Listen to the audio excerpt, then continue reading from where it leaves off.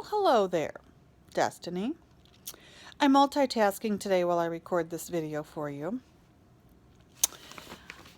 I would like to start with number one, your reactions and understanding of Robert Whitaker's book. Well, my reactions, I didn't like the book. Obviously, we talked about that in class. There were just too many facts for me. It's not my kind of book, I guess you could say. I prefer books that catch my attention right away. And by the way, I'm also doing laundry and running the dishwasher, and I have both dogs on my lap while I'm recording this video. Okay. So, for example, I loved the book, The Center Cannot Hold. I was absolutely worried about that woman, wondered, what is going through her mind. That whole thing, I loved it. I loved it, loved it, loved it. I read it quickly. There was factual information, but not like the anatomy of an epidemic. So, maybe if the information was presented a different way, I might like it. So, okay, moving on to number two. As we are still unsure about the exact cause of mental illness, how will you respond to a client who may ask you about the cause of a diagnosis that they have been given? Well, I can tell you. I'll be honest with the patient. I don't want to offer too many factual findings because they're going to get right on Google. They're going to see what's wrong with them. They're going to think they're dying. They're going to think every symptom applies to them. I don't want to alarm the patient, basically. I'd like to keep it very short and simple.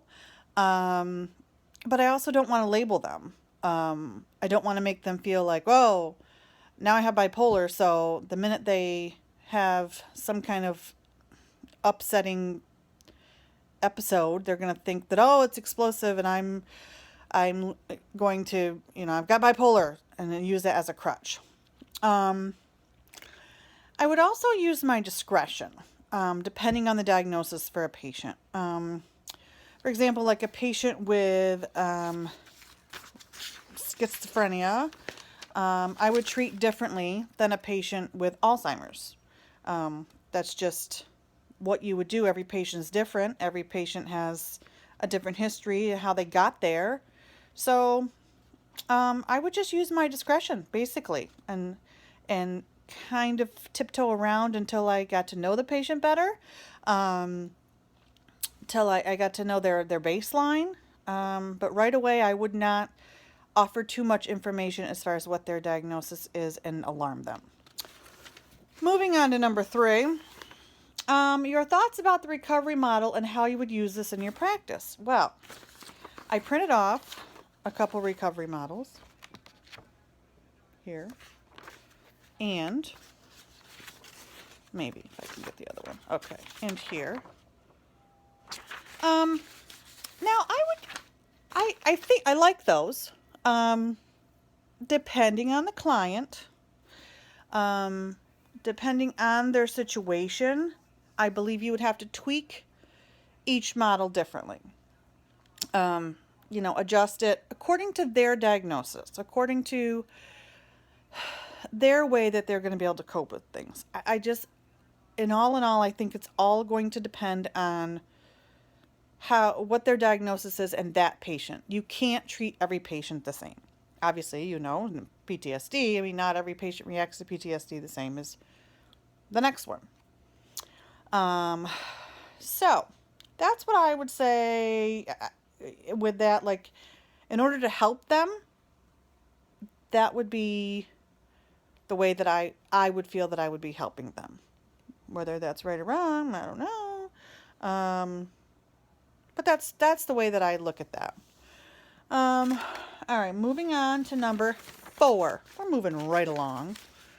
The impact of stigma and discrimination on people who have a mental health label, and identify what you as a social worker can do to change this.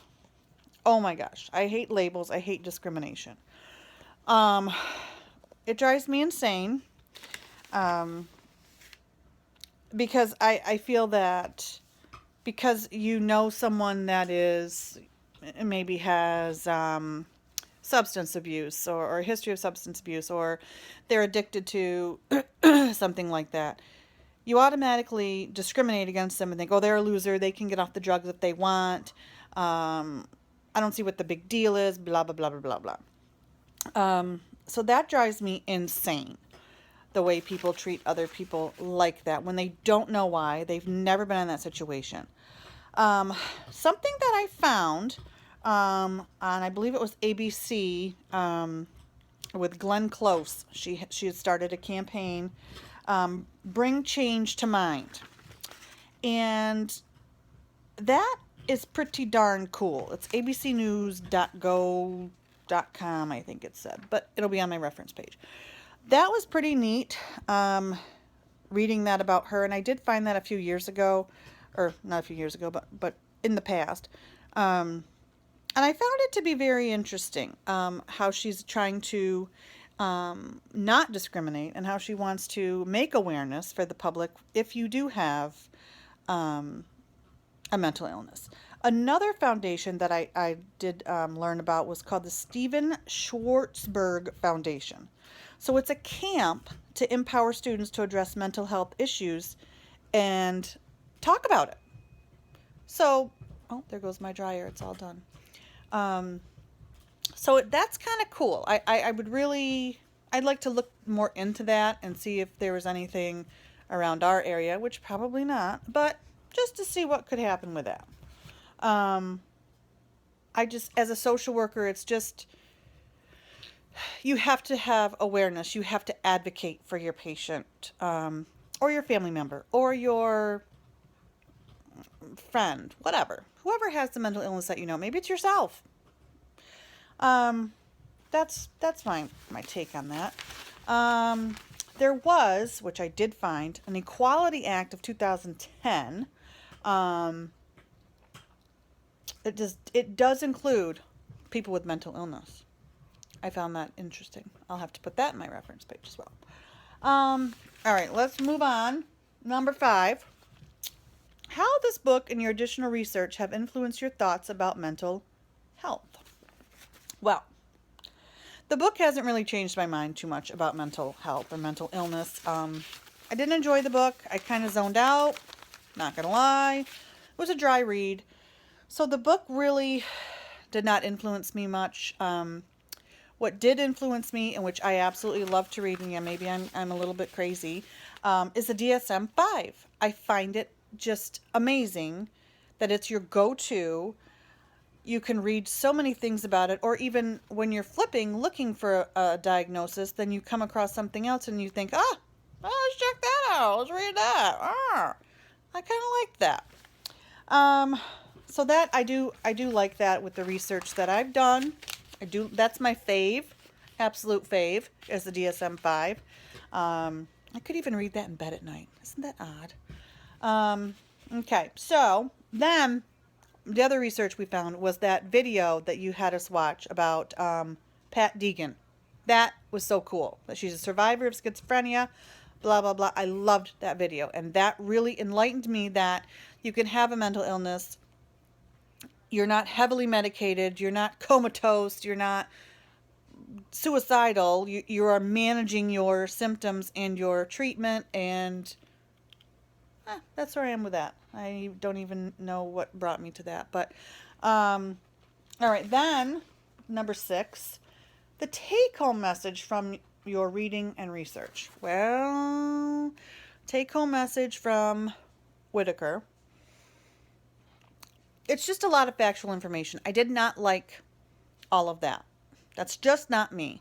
So the take-home message, he's very, from what I understand, from my perspective, that he's very factual. He wants to show different cases. He wants to show, if you're on psychotropic drugs for blah, blah, blah, blah. It's just, that did not, I don't know.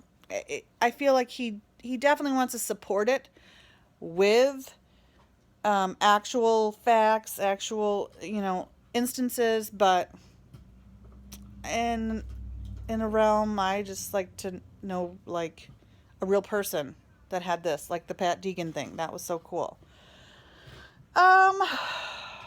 Well, also, but with the correct tools, your illness can be manageable. Should you choose to use those tools is a different story. Um, so I covered most of it. So what I'm going to do now is take this off my nose, and then finish my laundry, and then I will see you in class.